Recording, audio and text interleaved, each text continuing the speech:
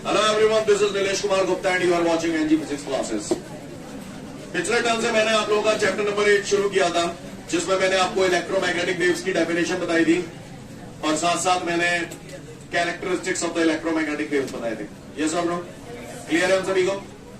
Electromagnetic waves are the transverse waves. True false? True. Electromagnetic waves can travel through the vacuum also. Electromagnetic wave does not carry energy with them. Okay, scene clear है सभी को? अच्छी बात है। ये सारी बातें मैं आप लोगों को करा चुका था। इसके बाद अब हमारे सामने मेरे ख्याल से कुछ एक न्यूमेरिकल्स नजर आ रहे हैं। सही बोल रहा हूं? तो एक एक करके हम उन न्यूमेरिकल्स को निपटाते हैं। सभी लोग ध्यान से देखेंगे। हमारे सामने जो सबसे पहला न्यूमेरिकल है, that is in an electromagnetic wave the intensity of electric field is 30 volt per meter। ये दे रहा है। क्लियर? क्या बोल रहा है? in an electromagnetic wave the intensity of electric field is 30 volt per meter। Scene clear है? तो कह रहा है calculate the intensity of magnetic field. Intensity of magnetic field calculate करने के लिए कह रहा है। भैया नजारा क्लियर है सभी को? किसी को कोई दिक्कत? तो ई दे रहा है, बी पूछ रहा है। कल हमने ऐसा कोई रिलेशन पढ़ा था क्या जिसमें ई और बी दोनों आ जाए? याद है? सेव सी बराबर ई अपॉन बी। बी की वैल्यू मुझे निकालनी है तो बी को इधर ले जाता हूं, सी को नीचे ले आता हूं, तो बी बराबर आपका हो जाएगा ई अपॉन सी। ई की वैल्यू कितनी है? 30 और बी की वैल्यू सी की वैल्यू हम सब लोग जानते हैं। C is the speed of light. कितनी होती है? 3 into 10 to the power 8। 3 1s are 3, 3 10s are 30। तो B इज इक्वल टू हमारा हो जाएगा ये 10। 10 पे पावर कुछ नहीं है तो 1, और 10 की पावर 8 यहां से ऊपर ले जाऊंगा तो ये हो जाएगा 10 की पावर -8। बेस सेम होता है तो पावर ऐड हो जाती है, तो -8 + 1 -7। इंटेंसिटी ऑफ मैग्नेटिक फील्ड का यूनिट हम लोग पढ़ चुके हैं। Tesla, weber per metre square और न्यूटन पर एम्पियर मीटर, है ना? कुछ भी यूज कर सकते हैं। सीन क्लियर है? समझ में आ रही है बात सभी को? फटाफट इसे नोट डाउन कर ले, फिर आगे बढ़ूंगा। इसके बाद हमारे सामने अगला क्वेश्चन है। कह रहा है इलेक्ट्रोमैग्नेटिक वेव है और उस इलेक्ट्रोमैग्नेटिक वेव में मैग्नेटिक फील्ड की इंटेंसिटी जो है वो 3 × 10⁻⁷ टेस्ला है वाई एक्सेस के अलोंग। यानी मैग्नेटिक फील्ड के जो ऑसिलेशन हो रहे हैं वो वाई एक्सेस के अलोंग हो रहे हैं, है ना? और उसने बोला है amplitude of the magnetic field. Amplitude का मतलब क्या होता है? मैक्सिमम वैल्यू होती है, पीक वैल्यू होती है, तो इसका मतलब एम्पलीट्यूड ऑफ मैग्नेटिक फील्ड उसने दे दिया B0। कहानी समझ में आ रही है? और आगे वो बोल रहा है एम्पलीट्यूड ऑफ इलेक्ट्रिक फील्ड यानी कि E0 90 वोल्ट पर मीटर है जेड एक्सिस की डायरेक्शन में। यानी इलेक्ट्रिक फील्ड के ऑसिलेशन जेड एक्सिस की डायरेक्शन में हो रहे हैं, मैग्नेटिक फील्ड के ऑसिलेशन वाई एक्सिस की डायरेक्शन में हो रहे हैं। तो आप ही बता दो direction of travel of wave या direction of propagation of wave क्या होगी? तो क्या होगी? समझ में आ रही है बात? कल मैंने खूब पूछा था आपसे, क्योंकि तीनों एक दूसरे के परपेंडिकुलर होते हैं। तो डायरेक्शन समझ में आ गई कहाँ होगी? अब मुझे इसकी वेलोसिटी निकालनी है। तो कल आपने फॉर्मूला पढ़ा था सेव सी बराबर E upon B. C speed of light की जगह बी नहीं लिख सकता क्या? तो V बराबर E0 B0। बोलो भैया, सही जा रहा हूं? E0 कितना है हमारे पास? 90। कहानी समझ में आ रही है सभी को? E0 कितना अपने पास? 90। और B0 कितना है? 3 × 10⁻⁷ 3 1s are 3, 3 3s are 9, 0। Scene clear है? तो ये हो गया हमारा। देखो 30, वैसे तो 30 भी लिखा छोड़ सकता हूं, बाकी का आप गौर से देखिए। 30 को ऐसे लिख दूं 3 × 10। 10 पे पावर कुछ नहीं है तो 1। 10 की पावर -7 यहां से ऊपर ले जाऊंगा तो 10 की पावर +7। बेस सेम होते हैं तो पावर, तो ये हो जाएगा 3 × 10 की power 8 metre per second. I hope you understand. Scene clear है? आगे उसने बोला है what is the direction of travel of wave. तो यहाँ मैं आपको थोड़ा सा लिखाऊंगा, क्योंकि हम ये लोग ये बात जानते हैं, वी ऑल नो दैट कि direction of propagation of wave जो होती है that is always perpendicular to the electric field oscillation and magnetic field oscillation. तो यहाँ से मुझे ये बात क्लियर होगी कि मैग्नेटिक फील्ड के ऑसिलेशन वाई एक्सिस की डायरेक्शन में, इलेक्ट्रिक फील्ड के ऑसिलेशन जेड एक्सिस की डायरेक्शन में, तो जाहिर सी बात है direction of travel of wave x axis की डायरेक्शन में होगी। समझ में आ रही बात? लिख लेंगे इसको। तो फटाफट इसे नोट डाउन कर ले, फिर आगे बढ़ूंगा। इसके बाद हमारे सामने एक अगला न्यूमेरिकल दे रहा है, और उस न्यूमेरिकल में हमसे बोल रहा है the wavelength of the sodium light is 5890 angstrom. कितना बोल रहा है? 5890 एंगस्ट्रॉम। वेवलेंथ को हम लोग लेटर लैम्डा से डिनोट करते हैं। कैसे डिनोट करते हैं? लैम्डा से। तो wavelength of the sodium light वो आपको बोल रहा है 5890 एंगस्ट्रॉम। ठीक है? ये बात मैं आपको स्टार्टिंग में ही बता चुका हूं। 1 एंगस्ट्रॉम बराबर होता है 10 to the power -10 मीटर। तो एंगस्ट्रॉम को मीटर में अगर कन्वर्ट करेंगे तो 5890 into 10 to the power -10 metre. See clear है? एंगस्ट्रॉम को मैंने मीटर में कन्वर्ट कर दिया। आगे बढ़ते हैं। वो कह रहा है सोडियम लाइट का वेवलेंथ इतना है, तो इसकी फ्रीक्वेंसी कैलकुलेट करो। फ्रीक्वेंसी को हम लोग न्यू से डिनोट करते हैं। केमिस्ट्री में आपने डी ब्रोगली पढ़ा होगा, ई बराबर एच न्यू। फिर न्यू बराबर एक रिलेशन होता था, न्यू बराबर फ्रीक्वेंसी और वेवलेंथ के बीच में क्या रिलेशन होता है? Nu is equal to c upon lambda. सुना है कभी जिंदगी में? क्या पहली बार सुन रहे हो? है? कोई बात नहीं, आगे आएगा, डोंट वरी। फिलहाल यहाँ याद रखिए फ्रीक्वेंसी का फॉर्मूला होता है nu is equal to c upon lambda. सी क्या है? स्पीड ऑफ लाइट कितनी होती है? 3 into 10 to the power 8। Lambda wavelength है। वेवलेंथ आपकी ये है 5890 into 10 to the power -10। C clear है? इस पूरी कथा को जब आप सॉल्व करोगे तो आपका आंसर आ जाएगा 5.09 into 10 to the power 14। Frequency निकालिए। फ्रीक्वेंसी काय में नपेगी? हर्ट्ज में। तो यूनिट होगी हर्ट्ज। सी क्लियर है सभी को? फटाफट इसे नोट डाउन कर लो, फिर मैं आगे की रामायण कहूंगा आपसे। इसके बाद हमारे सामने अगला क्वेश्चन दे रहा है डिफाइन इलेक्ट्रोमैग्नेटिक स्पेक्ट्रम। क्या? Electromagnetic spectrum. अभी इलेक्ट्रोमैग्नेटिक स्पेक्ट्रम क्या होता है, ध्यान से सुने।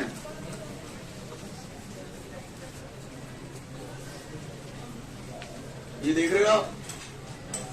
ये सूर्य भगवान है। कौन है? प्रणाम कर लो इनको। खुश रहो। Listen everyone. अब ये जो सूर्य भगवान है, इनसे दुनिया भर की वेव्स आप तक आ रही है ना? आ रही है, नहीं आ रही है? क्या आ रही है? हाँ, काफी सारी वेव्स आ रही हैं। ये जितनी भी वेव्स आप तक आ रही हैं, ये सारी की सारी वेव्स को हम लोग इलेक्ट्रोमैग्नेटिक वेव्स ही बोलते हैं। क्या है ये? हाँ, क्या है ये?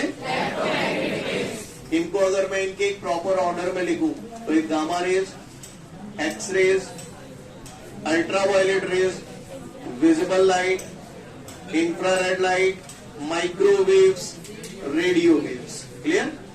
ये मैंने ऐसे ही नहीं लिखी है, ये एक प्रॉपर ऑर्डर में लिखी है।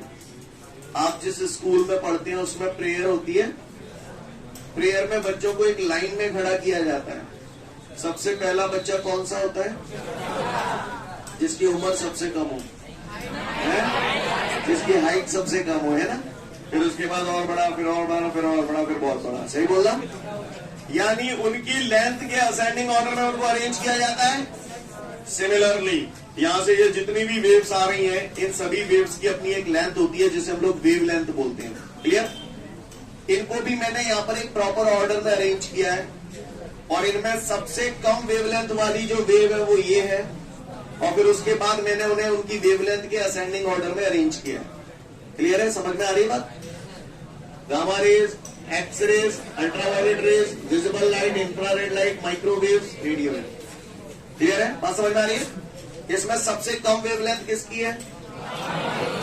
जोते बोलो है? हाँ, सबसे कम वेवलेंथ इसकी है, और सबसे ज्यादा जोर से बोलो।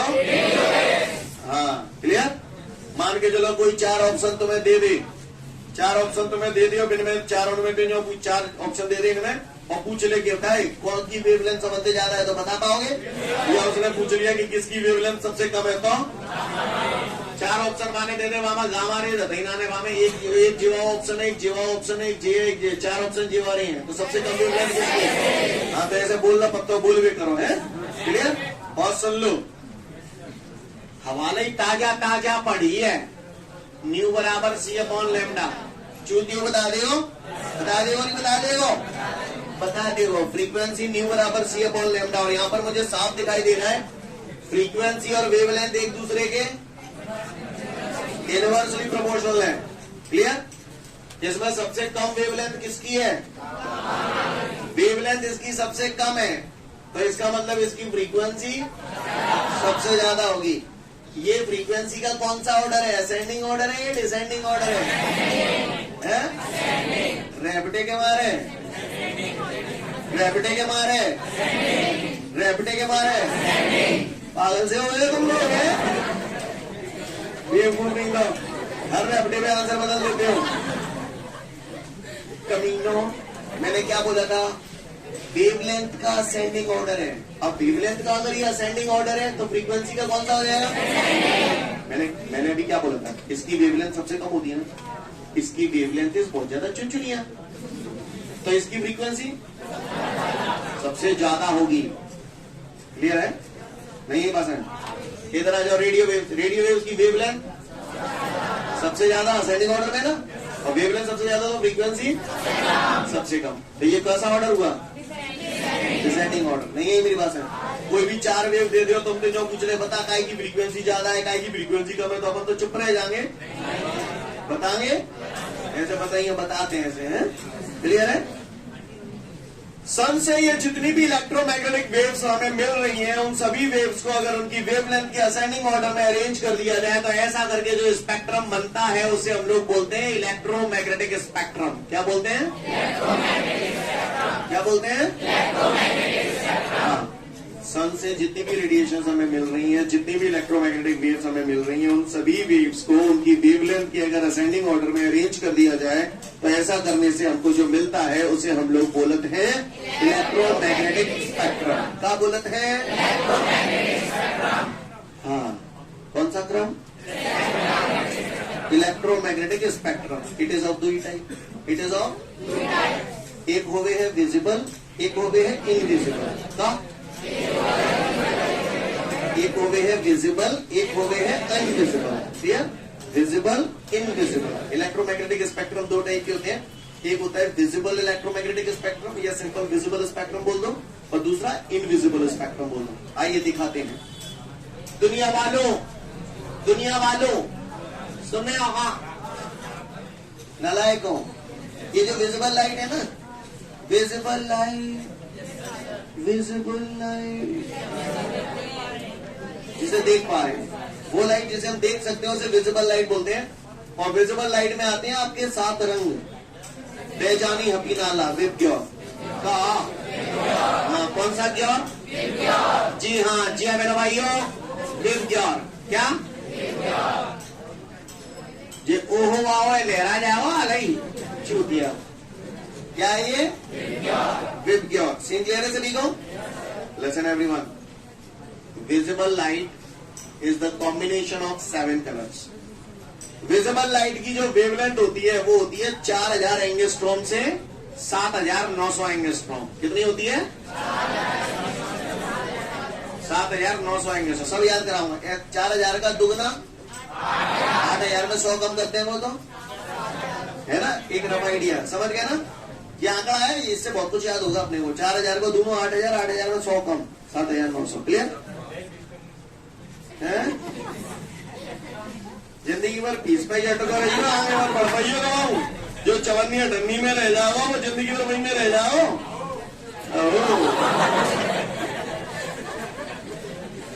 तो यहाँ पर जो वेवलेंथ है विजिबल लाइट की वो 4000 एंगस्ट्रॉम से 7900 एंगस्ट्रॉम। इसमें सबसे कम वेवलेंथ जो होती है वो वॉयलेट कलर की होती है। कौन से कलर की होती है? और सबसे ज्यादा वेवलेंथ जो होती है रेड कलर की होती है। ये ध्यान रखना, चैप्टर 9 में बहुत ज्यादा यूज होगा। मैं बार बार पूछूंगा सबसे ज्यादा वेवलेंथ कौन से कलर की होती है? रेड। और सबसे कम वेवलेंथ? ऑर्डर देखिए ना, वेवलेंथ का ये असेंडिंग ऑर्डर है। असेंडिंग ऑर्डर तो सबसे कम वॉयलेट की हुई, सबसे ज्यादा रेड की। 4000 एंगस्ट्रॉम से लेसन लेसन लेसन 4000 एंगस्ट्रॉम से ये पूरा विजिबल लाइट ही तो है। 4000 एंगस्ट्रॉम से कम वेवलेंथ वाली ये हो गई। 7900 एंगस्ट्रॉम से ज्यादा वेवलेंथ वाली ये हो गई। ये पूरा इनविजिबल इलेक्ट्रोमैग्नेटिक स्पेक्ट्रम है, ये दिखाई नहीं देता है, क्लियर। और जो विजिबल इलेक्ट्रोमैग्नेटिक स्पेक्ट्रम है वो ये विजिबल लाइट है, ये हमें दिखाई देता है। It is the group of 7 colours. अगर किसी ने पूछा मुझसे इलेक्ट्रोमैग्नेटिक स्पेक्ट्रम क्या होता है, तो भैया सन से ये जितनी भी इलेक्ट्रोमैग्नेटिक वेव्स आ रही हैं उन सभी इलेक्ट्रोमैग्नेटिक वेव्स को अगर उनकी वेवलेंथ के असेंडिंग ऑर्डर में मैं अरेंज कर लूं तो उसे मैं बोलता हूं इलेक्ट्रोमैग्नेटिक स्पेक्ट्रम। ये दो टाइप का होता है, एक होता है विजिबल इलेक्ट्रोमैग्नेटिक स्पेक्ट्रम और दूसरा होता है invisible electromagnetic spectrum. Visible electromagnetic spectrum में केवल विजिबल लाइट आती है, इसकी वेवलेंथ 4000 एंगस्ट्रॉम से 7900 एंगस्ट्रॉम होती है। इसमें विबग्योर आता है, यानी कि ये 7 रंग आते हैं। इसमें 7 रंगों में सबसे कम वेवलेंथ किसकी होती है? वायलेट कलर की। और सबसे ज्यादा क्लियर है, वायलेट कलर से कम वेवलेंथ वाली लाइट और रेड कलर से ज्यादा वेवलेंथ वाली लाइट, ये सब इनविजिबल इलेक्ट्रोमैग्नेटिक स्पेक्ट्रम में आती है। कहानी समझ में आ रही है आप सभी को? अगर इतनी बात आपको समझ में आ गई है तो आपके सामने जो अगला क्वेश्चन है, डिफाइन इलेक्ट्रोमैग्नेटिक स्पेक्ट्रम, सुन लो पहले। उसमें दुनिया भर की एक बड़ी सी टेबल बनी हुई है, टेबल पढ़ने की जरूरत नहीं है, क्या क्या पढ़ना है समझ लो पहले। टेबल के ऊपर 2-3 लाइनें लिखी है वो पढ़ लो, और टेबल में सबसे पहला कॉलम उसमें ये लिखी हुई है सारी इलेक्ट्रोमैग्नेटिक वेव्स, ऑर्डर यही लिखा हुआ है, देखो gamma rays, x rays, ultraviolet rays, ऐसे लाइन से लिखी हुई है, क्लियर। पहले इतना पढ़ लो, उसके बाद एक क्वेश्चन और होगा, explain the types of electromagnetic spectrum, वहीं कहीं एक आध 2 पन्ने इधर उधर होगा, explain the types of electromagnetic spectrum. इतना पढ़ ले, 2 से 3 मिनट का समय है आपके पास। इसके बाद अगला क्वेश्चन जो हम लोग प्रिपेयर कर रहे हैं, that is explain the difference between electromagnetic waves and sound waves. तो ध्यान दीजिएगा सभी लोग, इलेक्ट्रोमैग्नेटिक वेव्स और sound waves. Listen everyone,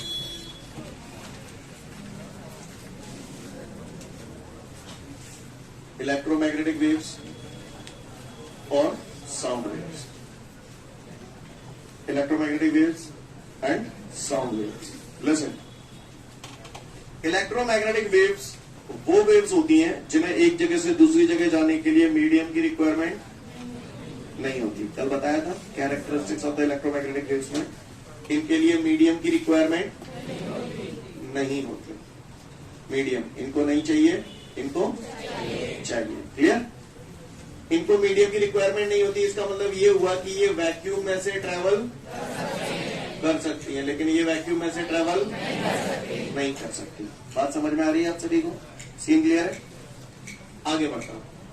electromagnetic waves की जो स्पीड होती है, स्पीड इनकी बहुत ज्यादा होती है, स्पीड ऑफ लाइट। आप तो किसी को शॉर्ट में करना है तो इलेक्ट्रोमैग्नेटिक वेव्स की स्पीड बहुत ज्यादा होती है, इनकी बहुत कम होती है।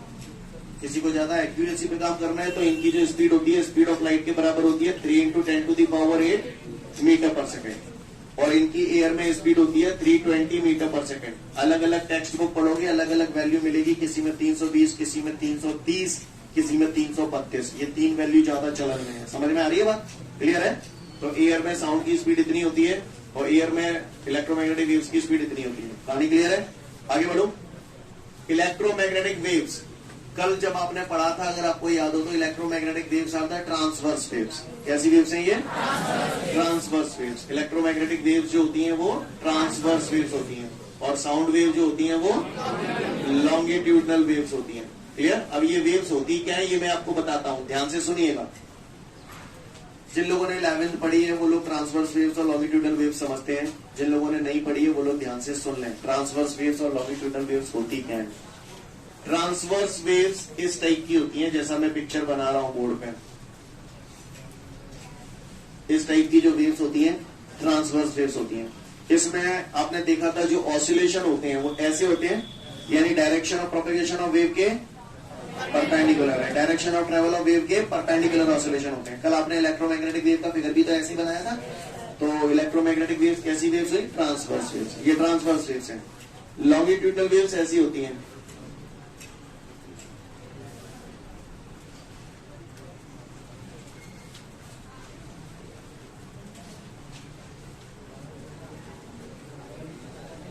जैसे बार कोड वगैरह देखा है ना आपने, ये देखिए किल किल काटे, सही है। लिसन एवरीवन, लिसन, करवाऊंगा वन किल किल काटे, तुम माने?